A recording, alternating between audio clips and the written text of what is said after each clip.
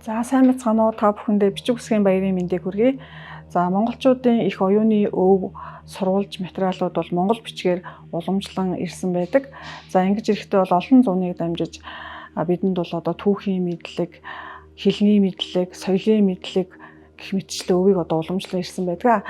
За энэ дотроос бол Монголын нууц товчоотой адилтгаж болох монголчуудын одоо түүх, уран зохиол, хэлний өв болсон гисрийн сурвалжийн тухай бид өнөөдөр та бүхэн танилцуулах гэж байна. За гисрийн сурвалж маань бол одоо өнөөдрийн Монгол улс, бүгдээрээ хятад улсын одоо монголчууд суудаг нутгууд, жишээлх юм бол Өвөр Монголын нутаг, за Леонон, Хөхнүүр гэх мэтлэн нутгуудаар суусан монголчууд, за мөн одоо Орос холбооны улсын нутгаар суусан монголчуудын дунд одоо амаар тархан ирсэн байдаг. За ингэж амаар тархаж явахдаа бол 1716 онд Бээжинд анх бичигт буусан байдаг.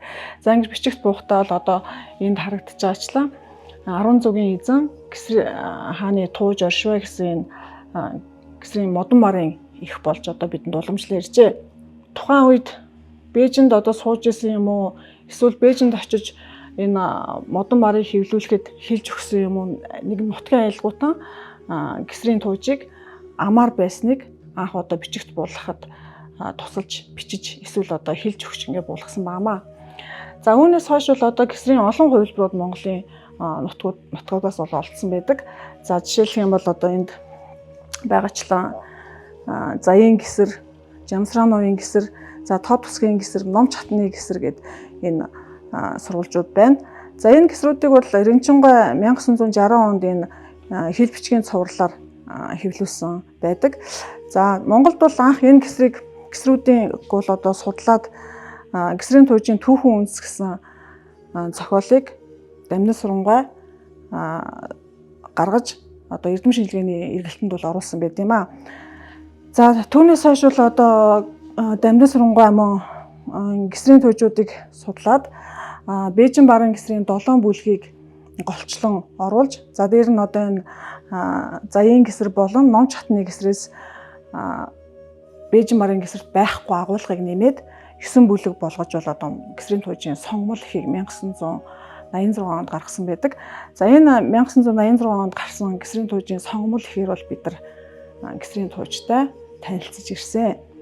За үүнээс хойш бол Дамнас сурангуй зарим нэг өгүүлэл зохиол ингээ гарснаас хойш бас дөрвтэй гисрийн туужийн талаарх судалгаа хийгдээгүй байсан. За Өвөр Монголд бол гисрийн туужийн судалгаа бол нэлээд эрчимтэй хийгдэж ирсэн байдаг. За эхлээд бол гисрийн туужийн олон хувилбаруудыг цуглуулж түүнийг хэвлэх ажлууд өрнөсөн байдаг. За тэгээд мөн одоо гисрийн туужийг уран зохиолын талаас нь, мөн түүхийн талаас нь, нутгийн аялгауны талаас нь одоо судалсан олон сурвалж бүтээлүүд гарсан байдаг.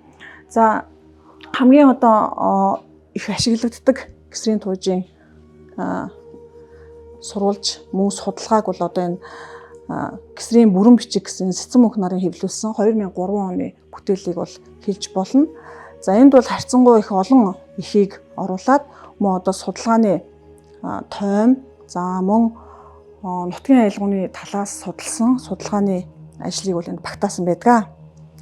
За энэ Авай гисэр хөвгүн гэсэн бурайд гисэр байна. Гисэр бол одоо маш олон хувилбартай. Ялангуяа одоо монголчуудын сууршиж байгаа нутаг бүрээр ингээд тархсан амаар хилцэгдэд тархсан учраас олон хувилбартай байдаг. За энэ Авай гисэр хаан бол бурайд гисрийн тууж, за мөн Тод гисрийн тууж бас бий. Бурайд гисрийн тууж бол төвд болон бусад монгол эхээс юугаар ялгаатай вэ гэхээр шашны холбогдолтой агуулга бол баг байдаггүй. За өөрөөр хэлэх юм бол бүр хамгийн эртний маягтай тэр хувилбар нь бол бурайд гисрийн тууж байдаг гэсэн үг юм. За энд мөн одоо бурайд гисрийн тууж харагдаж байна.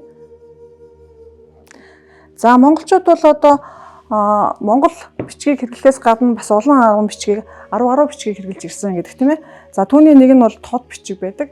За энэ Тод бичгийн гисрийн тууж бол мөн одоо бидэнд өглөгдөн ирсэн байна.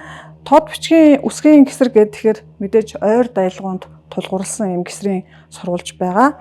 За энэ Тод үсгийн гисрийг аваад үзэх юм бол түрүүний ярьсан тэр Бээжин барын гисэрт орсон агуулга ерөнхийдөө тэр чигээрээ бүрэн багтаад харин түүнийг илүү товчлсон маягтайгаар одоо ингэж хэвлэсэн байдаг.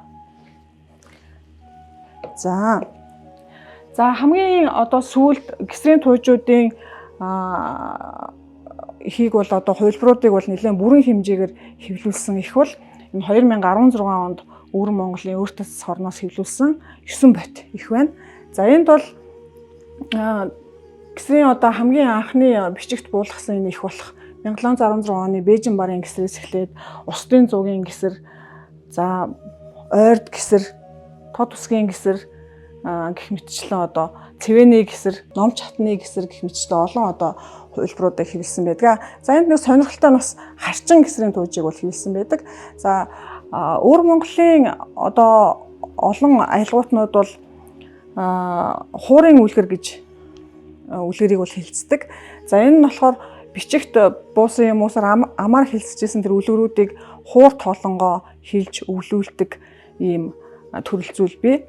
За тийм учраас энэ харчин хорчин гэсэн нутгийн аялгуутнууд бол энэ хуурын үлгэрийг илүү их өвлж аваад гисрийн туужийг бас хэлцэжсэн ариу их туршлагатай.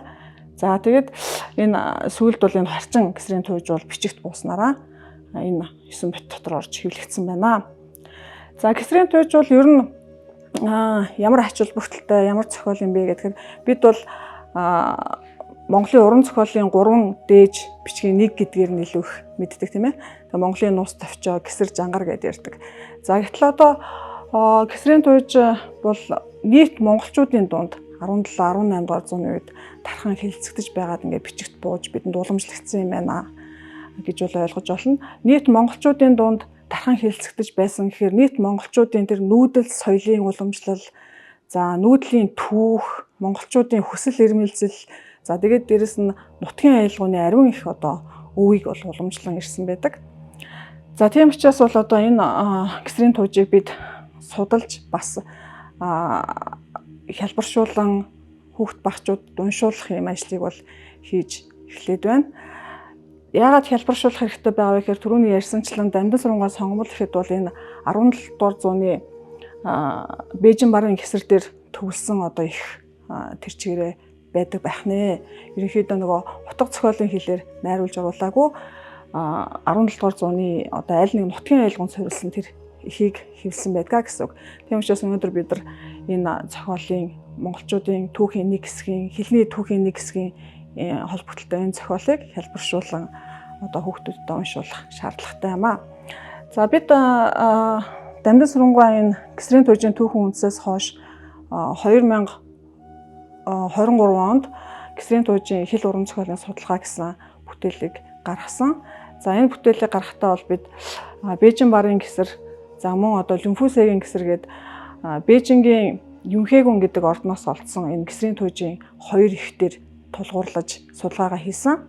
За яагаад энэ хоёр ихийг бол сонгож авсан байдаг вэ гэхээр энэ хоёр их нь нийтдээ нийлэхээр 13 бүлэг болдог. Агуулгын хувьд бол яг нэг зохиолын үргэлжлэл мэт ингээд үргэлжилж байдгаа гэдгээр гисэр судлаачдын дунд бол хүлээн зөвшөөрөгдсөн юм хоёр их байнамаа.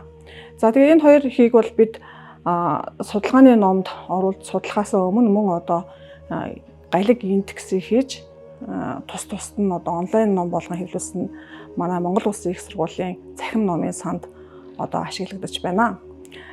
За тэгээд хамгийн сүүлд бол 2023 онд энэ хоёр ихийнхээ өвчгийн судалгаанд үндэслээд Монгол одоо гисрийн хэл уран зохиолын судалгааг гаргаж судалсан юм аа. За үүнээрээ тулгуурлаад бид бас одоо сүүлийн үед хялбаршуулсан уран зохиолын их мөн комик, за хүүхэлдэйн кино гэсэн юм ажлууд дээр ажиллаж байна. За оюутнууд уншигчид та бүхэндээ гисрийн туужтай холбоотой ховор номын санг үзхийг хүсвэл манай Монгол Улсын их сургуулийн ховор ном Монгол хүчгийн уншлагын танхимд хүрэлцэн ирэхийг хүсье. За манай энэ ховор ном Монгол хүчгийн уншлагын танхим бол гисрийн туужтай холбоотой тэр бүр олддоггүй олон сурвалжийг хадгалж байд юм байна. Бас бид нар худалдаж авч чадахгүй олон үнэтэй сурвалжуудыг бас хадгалж байд юм байна. Та бүхнийг энд хүрэлцэн ирж гисрийн туужийн олон хувилбартай танилцахыг урья.